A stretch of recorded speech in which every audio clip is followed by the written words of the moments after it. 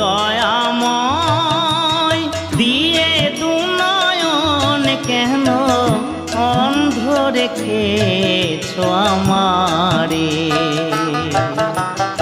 ও গো দয়াময় দিয়ে দুনয়ন কেন অন্ধ রেখেছো আমারে।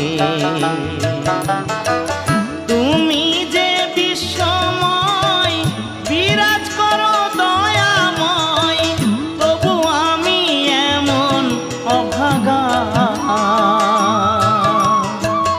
পাই না দেখিতে তোমারে। ও গো দয়াময়